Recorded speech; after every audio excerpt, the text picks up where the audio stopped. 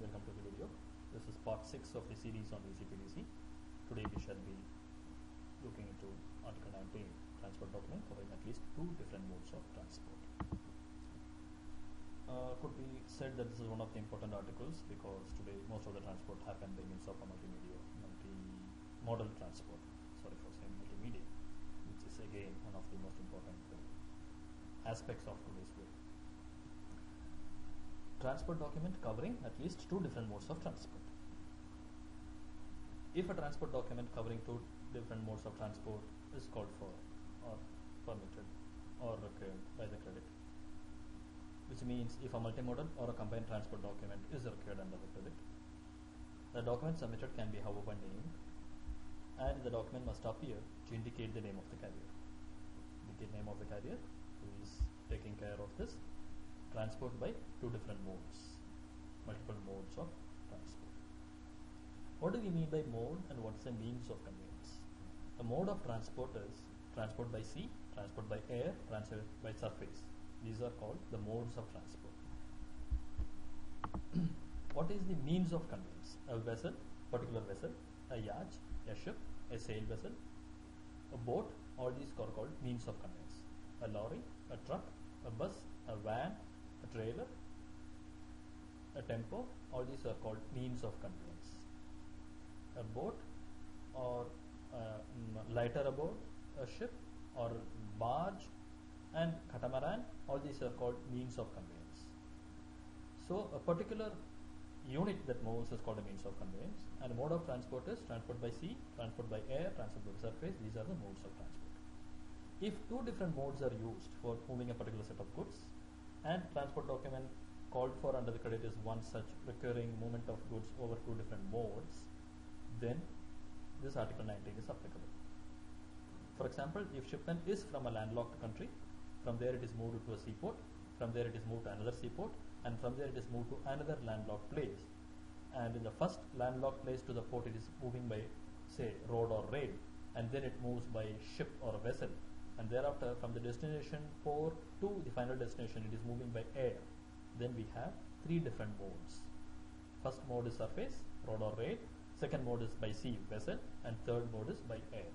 In such situation, the document that is submitted under the credit evidencing such a situation will have to be examined under Article 19, or such a document should comply with the requirements of this particular article. So transport document covering at least two different modes can be however named, and it must appear to indicate the name of the carrier. The requirement is it should not say that only one mode has been used. It need not say how many modes have been used. It should not say only one mode have been used. It need not say how many modes have been used. When we say need not say or should not say, there will be no notation, but we will be able to read how the shipment has happened, from which place of receipt to which port of loading, to which port of destination, to which final destination, how it moved, and accordingly we have to decide whether this article will be applicable.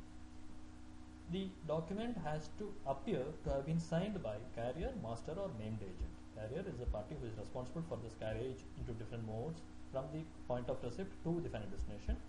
Master could be the master of the vessel, or a named agent acting on behalf of the carrier or master. Any signature must be identified as that of the carrier, master, or agent. If the signature says signed as carrier or signed master, it is okay, but if it says signed as agent, then agent should say he is signing or she is signing for and on behalf of whom. Is it on behalf of carrier or on behalf of master? It has to be indicated. So the capacity, identity, there are two things. Identity is any signature must be identified, I am the carrier, and capacity is I am acting as agent for the carrier, I am the agent and he is the principal. If they are the principal, then you should say what is your capacity, I am the agent. It should also indicate that goods have been dispatched. The transport document that covers two different modes submitted under the credit, which is being examined under Article 19, should say goods have been dispatched, or taken in charge, or shipped on board. Why we say dispatch depends upon whether it is by road or whether it has been received by the carrier for further loading into whatever vessels and then a means of conveyance and being transported. These words we use either it has been dispatched or taken in charge. And then shipped on board is if it is shipment by vessel. And this taken in charge or dispatch should happen at a place stated in the credit. If the credit says a shipment from New Delhi, New Delhi should be the place where the goods have been dispatched or taken in charge, and it cannot be shipped on board because New Delhi does not have a seaport. And when we have a dry port or an inland container terminal ICDs, then we put that place in the place of receipt and we use a multimodal and we don't call it as a normal legal bill of lading. So the place stated in the credit should be the place from where this goods should have been dispatched or taken in charge. And this indication that goods have been dispatched can be by means of a pre-printed wording. Means what? There will be a box saying goods have been dispatched from this place, and then the box from where the goods have been taken in charge or dispatched will be mentioned in a field. If that is filled, it is called pre-printed wording. Other than pre-printed wording, the option is that there will be a notation or a stamp, a rubber stamp or a notation typed and sealed for alteration of indication, which indicates that goods have been dispatched or shipped. So it has to be there, a notation or a pre-printed wording saying goods have been dispatched. It should be from the place stated in the credit. And if the agent has received, the agent will have to say on whose behalf they received. The date of issuance of this transport document will be considered as the date of dispatch or the date of taken in charge or the date of on board or the date of shipment. If for any reason under the credit we need a date of dispatch or a date of shipment or on board date, maybe for calculation of tenor, maybe for calculation of presentation period, for so many things, then the date of issuance of this document will be considered as the date of shipment or the date of taking charge or the date of dispatch or whatever. Or else there should be a dated stamped notation.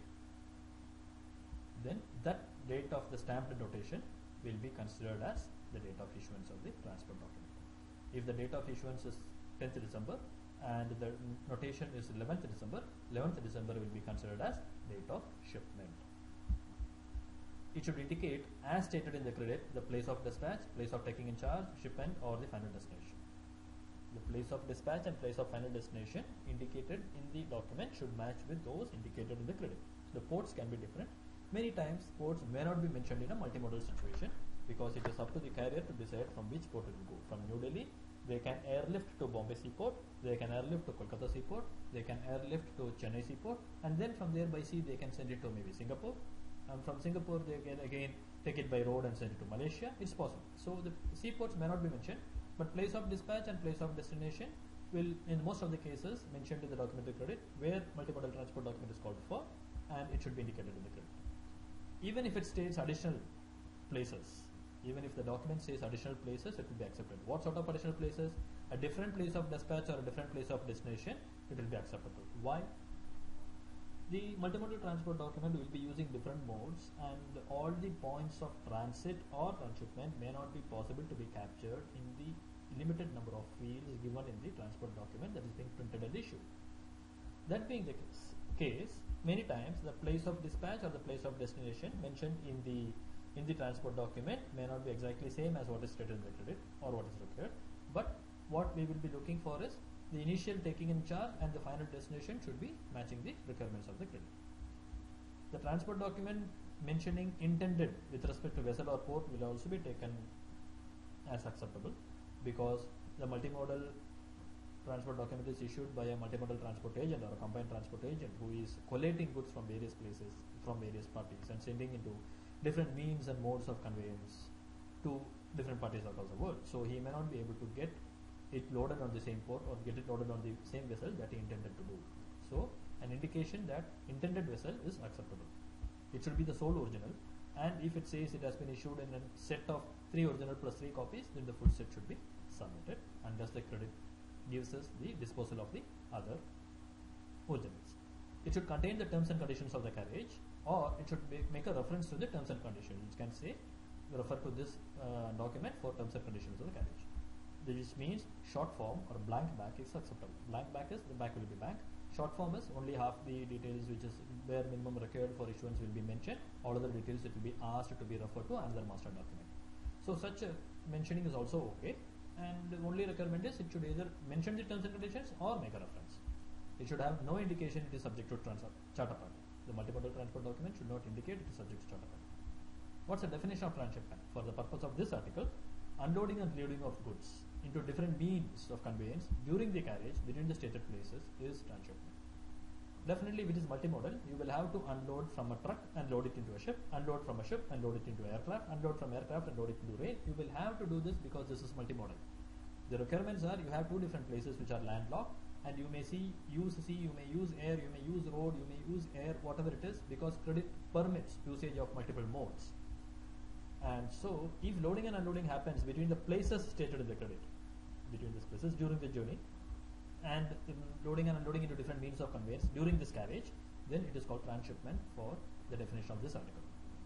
The document may say goods may be transshipped as long as it's covered by a single transport document. You should not have two transport documents, one for the road leg, one for the rail leg, one for the sea leg, one for the air leg, which cannot have. As long as we have a single transport document, the documents may say goods will or may be transshipped. Also, the documents may say the goods will or may take place. Transshipment will or may take place, even if the credit prohibits. The credit cannot prohibit, should not prohibit. Even if the credit prohibits, it is allowed. Why? Multiple modes will have to be used if a multimodal transport document is called for. Thanks for watching this video. We shall meet again for discussing Article 20 in the next course.